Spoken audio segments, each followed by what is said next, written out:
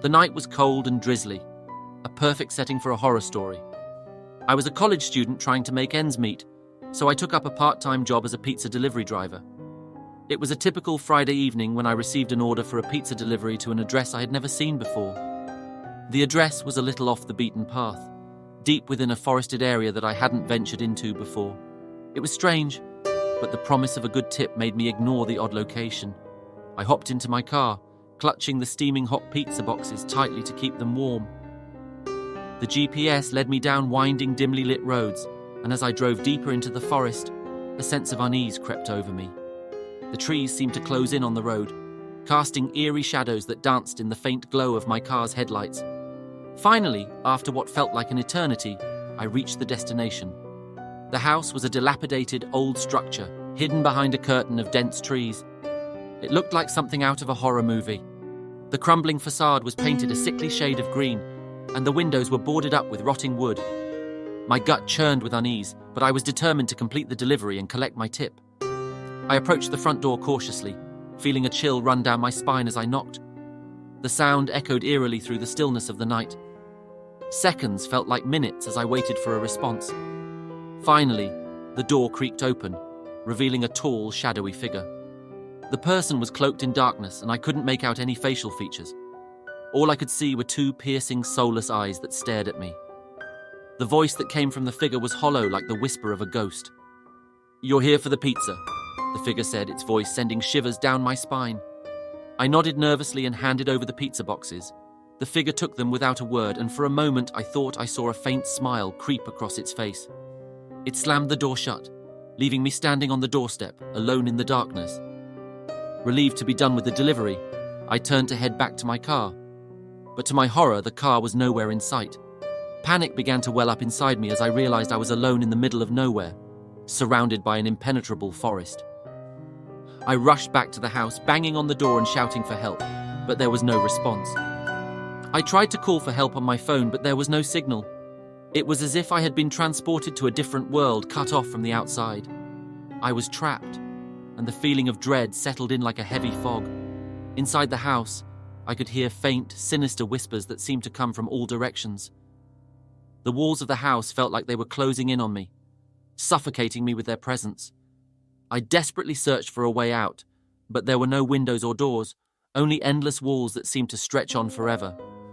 Time lost all meaning as I wandered through the labyrinthine corridors of the house. The whispers grew louder and more menacing, and I could hear faint, distant cries for help that sent chills down my spine. The symbols on the walls faded away, and the room returned to normal. I wasted no time and sprinted out of the room, retracing my steps through the labyrinthine corridors.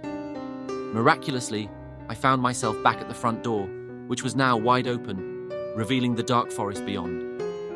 Without hesitation, I ran out of the house and into the forest, not looking back. My car was where I had left it, and I sped away from that accursed place, vowing never to return. To this day, I can't explain what happened that night, but I know one thing for certain. I had a brush with something evil, something that exists beyond our understanding, and I can only hope that it never finds its way back into our world.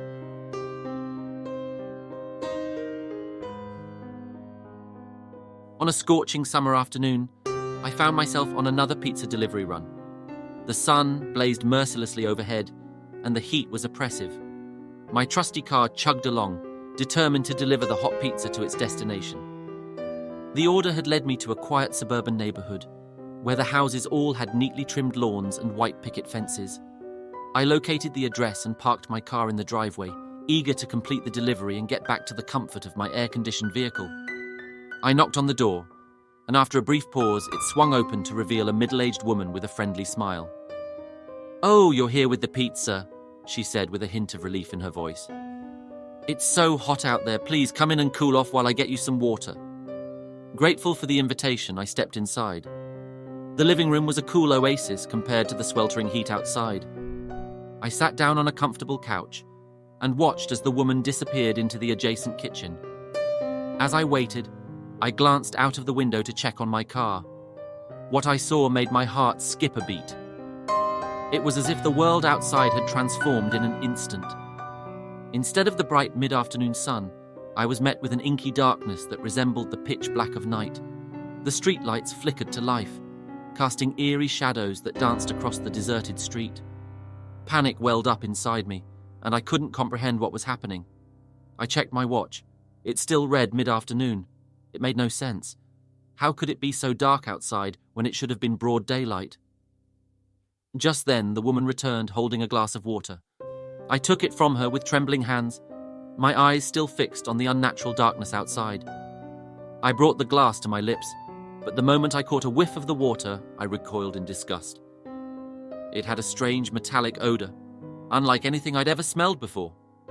"I can't drink this," I stammered, setting the glass aside. The woman's smile remained unnervingly constant, but there was something cold in her eyes. "Oh, I insist," she replied, her voice taking on an eerie, hypnotic quality. Fear gnawed at me as I realized that something was terribly wrong. Without a second thought, I got up from the couch and made a beeline for the door, ignoring the woman's protests. As I flung the door open and stepped outside, I was met with blinding daylight once again. The oppressive heat returned, and the neighborhood appeared as it should, bathed in the harsh sunlight of mid-afternoon. I rushed to my car, my heart pounding in my chest. It was locked just as I had left it. I got inside and sped away from that house, never looking back. I still carry the lingering unease from that inexplicable afternoon. I can't fathom what I encountered in that house, or how the world outside could shift from day to night in the blink of an eye.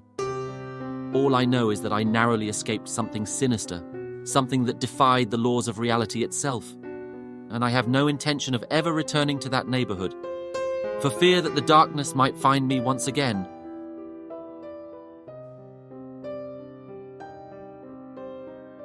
The sun was setting on a warm summer evening as I pedaled through the quiet streets of the suburban neighborhood, my trusty bicycle carrying 4 pizzas in a large box affixed to the rear.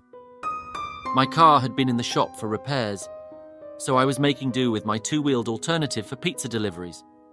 The evening was calm, and the golden hues of the sunset bathed the houses in a warm, comforting light. My destination was a house nestled at the end of a cul-de-sac, a popular spot for weekend parties. I had received an order for 4 pizzas, likely to fuel the festivities of a gathering. As I approached the house, I noticed that the front door was already ajar, which was unusual but not entirely unheard of. Assuming someone was expecting me, I parked my bicycle and approached the entrance. "Hello, pizza delivery," I called out as I stepped into the dimly lit foyer. The sounds of laughter and soft music reached my ears, confirming my suspicions that a party was in full swing inside. The voices, however, were speaking in a foreign language I couldn't quite place. With each cautious step, I ventured further into the house, my heart pounding in my chest. The sight that greeted me in the next room was surreal. A group of people, elegantly dressed and engaged in animated conversation, occupied the living area. They seemed oblivious to my presence, their attention focused entirely on one another. "Excuse me," I said, raising my voice to be heard over the chatter. "I'm here with the pizza." No one so much as glanced in my direction. It was as if I were a ghost, invisible to them.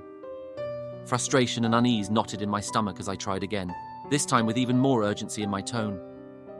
"I have your pizza," I called out, but the guests continued their lively discussion, utterly unperturbed by my presence.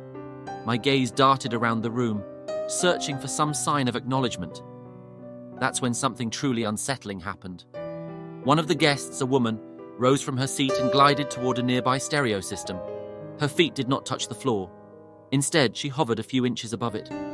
She reached out to change the song on the stereo, her hand passing through the control panel as though it were made of smoke. My breath caught in my throat, and a shiver ran down my spine.